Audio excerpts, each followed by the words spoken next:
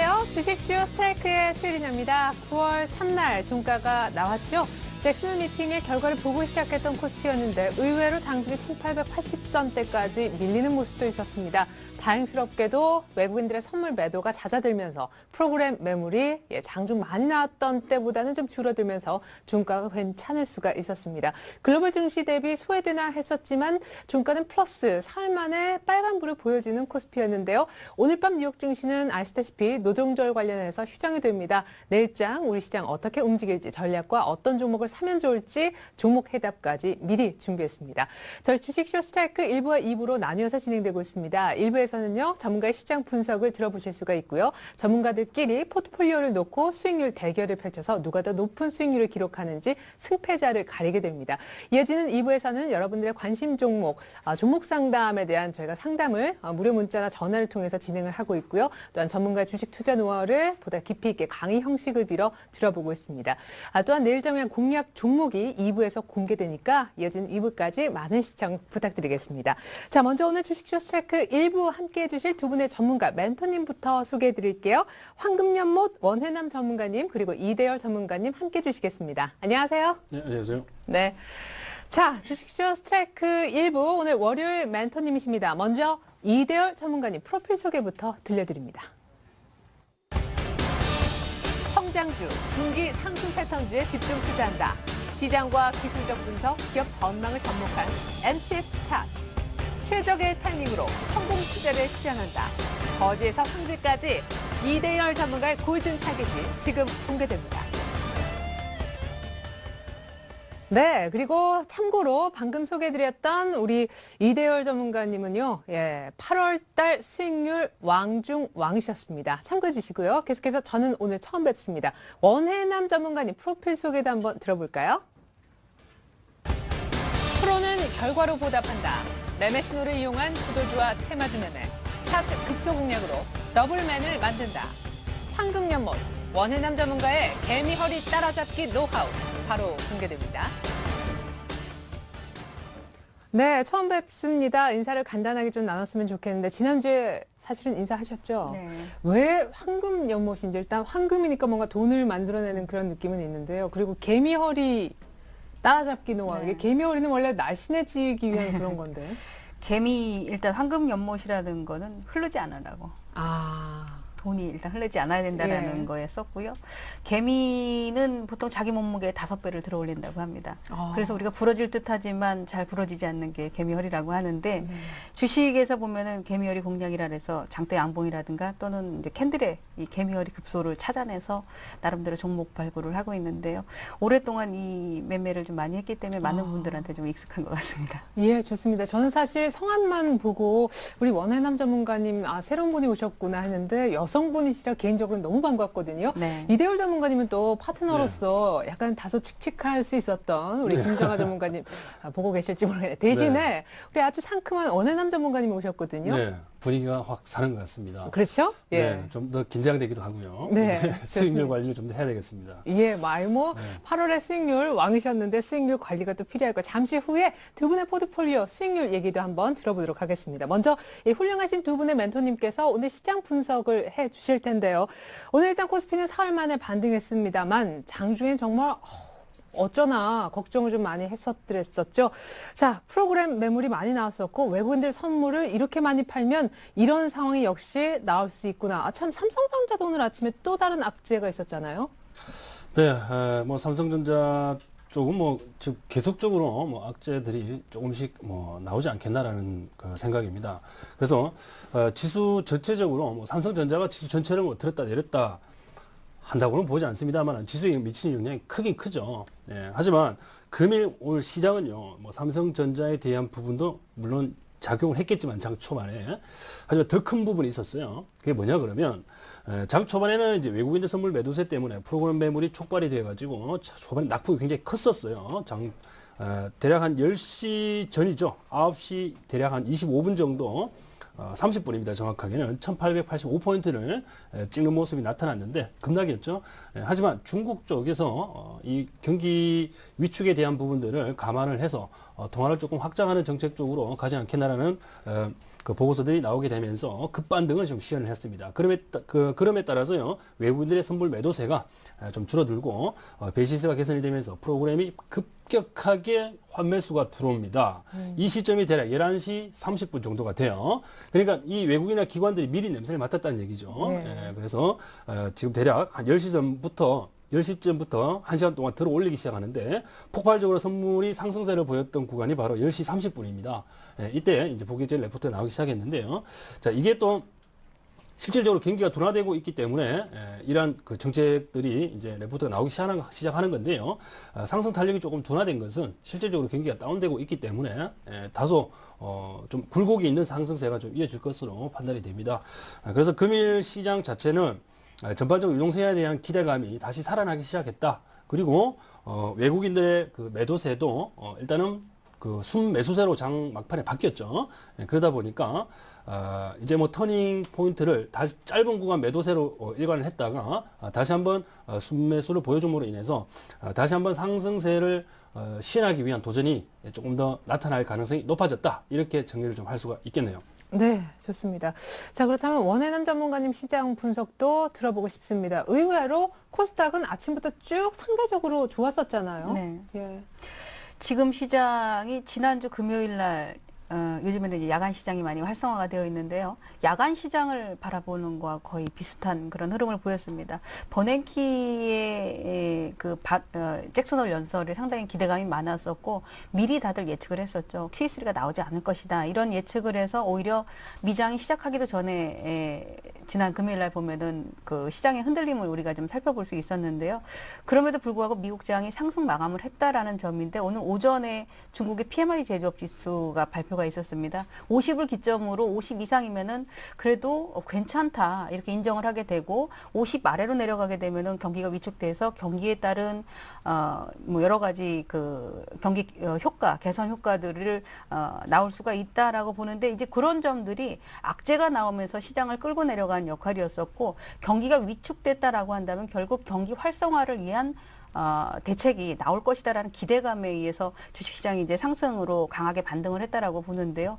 사실 저희가 이 마감을 하고 나서 오늘 장이 등락이 심했습니다. 이렇게 얘기할 수 있지만 실질적으로 참여자들은 굉장히 좀 힘들었을 수 있거든요. 네, 근데 오늘 1900 깼을 때 개인들이 쫙 사던데요. 네, 근데 사실 그 개인이 그냥 단순 개인이라고는 그렇죠. 볼 수도 없고 또 자문사도 들어가 있는데 지금은 프로그램 매도가 늘상 베이시스 차이 때문에 프로그램 매도가 좀 원인이었었고 오후장에는 어쨌거나 중요한 자리 특히 우리 이제 이동평균선을 보면은 선물 시장이 많이 좌우하잖아요. 주식시장을 보면은 60일선에 지지를 하고 있었고 또 위에는 저항선이 있는 그런 자리에서 밑꼬리가 길다라는 거는 현재 자리에서는 저가 매수가 강하다. 즉 1900을 지키겠다라는 그런 의지로 볼 수 있기 때문에 조금은 그래도 단기 변곡 구간에 좀 진입한 게 아닌가 이렇게 보고 있고 또 최근에 한 열흘 정도 조정을 보여줘서 단기 조정 다음 주 목요일이면 또 쿼터러플 이칭 데이가 있는데요. 그런 점을 본다면은 단기 좀 조정 마무리 구간에 또 상승을 한 번 정도 생각해 볼 수 있는 그런 자리에 놓여 있지 않나라고 보고 있습니다. 네, 좋습니다. 두 분의 오늘장에 대한 분석 그리고 장중 흐름 요약이 있었는데요. 자, 더욱더 중요합니다. 뉴욕 증시 영향을 타지 않고 우리 증시 홀로 헤쳐나가야 되는 내일장 과연 추가적으로 상승을 더 할 것인지 두 분의 예상 먼저 들어보고 싶은데요. 자, 제가 좀 실수를 했었던 것 같아요. 레디 퍼스트라고 우리 원해남 전문가님 의견부터 앞으로는 조금 들어보도록 하겠습니다. 이들 전문가님 괜찮으시죠? 그렇습니다. 예, 어부가 코스시군요. 예, 좋습니다. 원해남 전문가님 내일장은 상승일까요? 하락일까요? 상승이지만 전략 후강이다. 이렇게 보고 있습니다. 좋습니다. 요 짧은 질문 드렸던 데 반해서 이렇게 또 깔끔하게 정리해 주신 분 드물었고요. 이대호 전문가님은 내일장? 네, 상승으로 보겠습니다. 예, 좋습니다. 내일장 두 분 다 상승 점치시는데 자, 원해남 전문가님이 또 아까 전략 후강? 네, 전략 예, 후강. 그렇게까지 구체적으로 예상하시는 이유?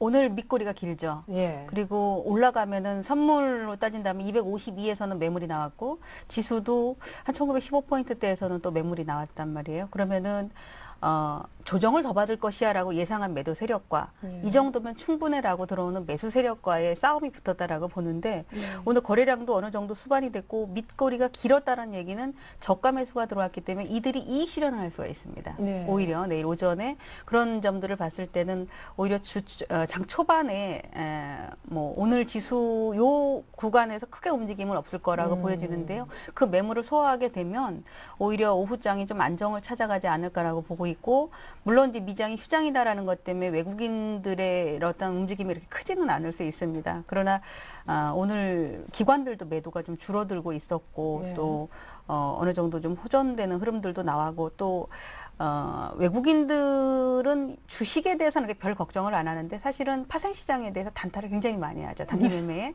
그런 움직임 때문에 시장의 변동이 좀 많다라고 보여지는데 오늘 선물도 많이 팔다가 팔다가 또 다시 사다가 다시 팔고. 예. 그렇기 때문에 개인 투자가들이 자칫 매매 동향을 보고 매매하다가 정말 큰 손실을 입을 수가 있는 자리인데요.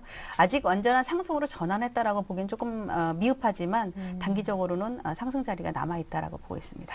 저는 궁금한 게요. 다음 주 목요일이 이제 코드러플 동시만기인데, 네. 그거 전후로 해가지고 대형주를 뭐 매매해야 된다. 중소형주를 이때까지만 해야 된다. 뭐 그거를 굉장히 중요한 터닝 포인트로 삼는 분들이 많고 또 어떤 분들은 중소형주 잘 가는데 그냥 추세적으로 잘 가는 종목은 쭉 홀딩해도 좋다. 네. 의견들이 좀 분분해요.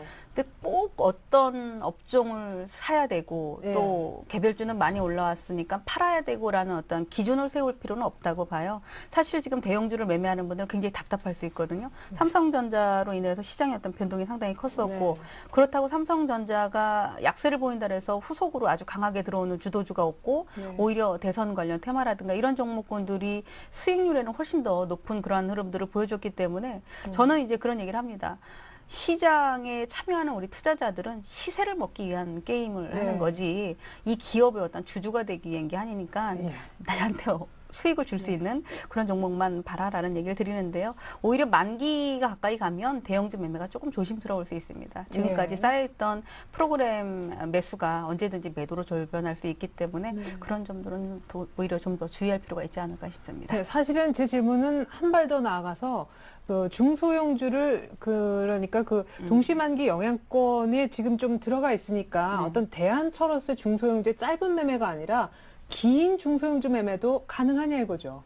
종목별로 다르죠. 너무 시세가 급등한 종목이 앞으로 갈 자리가 많다라고 해서 그냥 무턱대고 고점에 사가지고 조정이 충분히 보이는데도 들고 있다가는 오히려 손실이 커질 수 있기 때문에 지금 보면은 뭐 구분이 많아요. 테마주가 있고 기술주가 있고 또 우리 그 거래소 기준으로 본다면 중대형 종목군들이 있고 쭉 하는데 기본적으로 내가 쭉 들고 간다라고 한다면 결국 거기에는 기본적인 수급 플러스 기술적인 분석이 들어가야 됩니다. 그 기준에는 우리가 가장 많이 보시는 20일 이동평균선, 네. 20일 이동평균선은 한 달 기준의 이동평균선이기 때문에 이 이동평균선이 우상향으로 진행을 하는 한 쉽게 버리진 말아라. 그런 점들을 하나의 맥으로 잡고 가시는 게 좋겠습니다. 네, 수급과 또 기술적 분석, 차트도 좀 보셔야겠고 추세적으로 좋은 종목을 굳이 던질 필요는 없다. 중소형주에 대한 좀 혼란스러운 그런 분들은 조금은 도움이 되셨으리라 생각이 됩니다. 자, 우리 이대열 전문가님의 내일장 상승 점치시는 이유 들어보고 싶은데 역시 외국인들의 오늘 수급 동향에 조금 해답이 있을까요? 그것도 배제할 수는 없는데요. 네. 그것이 뭐 전적인 이유가 될 수는 없고요. 일단은 그 거래소 시장 중심으로 본다면 우선 이 심리적인 그 이유가 가장 크지 않나라는 생각을 좀 해봅니다. 예. 무엇보다 이제 그 초반에 우리 그 대략 한 1950선을 돌파할 당시에 주가지수 시장에서는 유동성에 대한 기대감이 시장을 들어 올렸습니다. 그것은 누구나 부정할 수 없는 사실이죠. 그런데 지금 역시 이제 중국을 모토로 한 유동성에 대한 기대감이 살아날 가능성이 상당히 높아진 상황입니다. 예, 근데 그 기대감이 굉장히 오래전부터 있었다가 또 조용했다가 오늘 중국 지표가 안 좋아서 다시 그 중국 경기 부양에 대한 기대감으로 시장이 올랐다. 네. 이 해석이 얼마나 공감이 가는 해석인지 저는 그게 좀. 네, 제가 지난주 금요일 날 휴가 가 계실 때 예. 제가 목요일이죠. 목요일 날 설명을 좀 드린 게 있는데 바로 지금 미국 쪽에서 QE3 카드 공격적으로 꺼내지 못한다는 그 이유를 제가 설명을 드렸어요. 돌려봐야겠군요. 네. 예. 네, 그게 이유가 뭐냐 그러면 짧게 조금 설명을 드리자면 2008년도 때 그 금융위기 때도 미국이 돈을 엄청나게 찍어냈지 않겠습니까? 그 찍어냈는데 실질적으로 중국도 그에 못지 않는 금액들을 내부적으로 풀었거든요. 네. 물론 절대적인 달러와 위안화 그 가치만 본다면 달러가 훨씬 더 많이 풀었죠. 그러나 GDP를 대비해 보게 되면 중국도 미국 못지않게 많은 양을 풀었습니다. 네. 그로 인해서 미국이 경기 부양을 위해서 자국의 공급량, 제조업 중심으로 본다면 공급량을 확 늘려버린 게 되죠. 네. 기업도 투자 환경을 투자하기 좋게 조성을 했으니까. 그러면 미국에서 생산된 그 많은 물건들을 이거 소진해 줄 때가 필요한 거 아닙니까? 네. 그렇게 소진을 해줘야만 경기가 올라서는 거니까. 그럼요. 예, 바로 중국이 있었기 때문에 가능하다는 얘기죠. 그래서 지금 중국에서 돈을 풀지 않으면 미국은 QE3 카드 절대 꺼내지 못한다고 말씀드렸어요. 왜? 소비해 줄 데가 없는데 그걸 그죠? 기업도 투자 환경 좋게 해봐야 재고만 쌓입니다. 그렇죠. 그러면 경기 안 좋아지고 미국은 또다시 침체로 가버리게 되는 거죠. 이제 빼도 박도 못하는 상황이 올 수도 있어요. 아. 그렇기 때문에 미국으로서는 조심스러울 수밖에 없다. 또 중국으로서도 지금 공격적으로 양적 완화를 할 수 없는 게 바로 부동산 버블 때문에 그런 거예요. 중국은 물가 상승률은 굉장히 낮게 유지가 되고 있지만 부동산 버블은 지금 꺼지지 않고요. 지금 시한폭탄으로 지금 딱 남아 있어요. 그래서 중국이 양적 완화를 공격적으로 해버리게 되면 부동산 가격이 또다시 폭증하게 되겠죠. 그래서 설사 경기가 상승세로 돌아선다 손 치더라도요. 만일에 유동성을 해소하기 위해서 금리를 올리는 순간 부동산은 버블이 붕괴가 되게 됩니다. 그러면 어떻게 해요? 그럼 중국은 공격적으로 돈을 못 풀고 중국이 공격적으로 돈을 못 풀면 미국도 QC를 못하는 구조. 그렇죠. 근데 이야기를 끝까지 들어보세요. 예, 아유, 저 시간도 없는데 궁금은 예. 하고. 예, 중간에 끊지 마시고요. 예.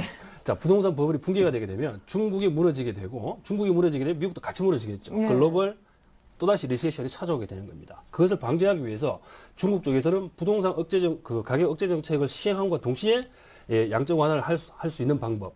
그것은 금리를 손대지 않고 지급 준비율 인하라든지 이러한 그 소프트한 방법을 쓸 수밖에 없다.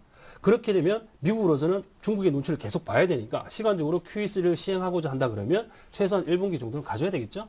그래서 지금으로서는 QE3에 대한 그 기대감이 죽지는 않았다. 그죠? 죽지는 않았다. 즉 살아있긴 한데 천천히 일어날 것이다.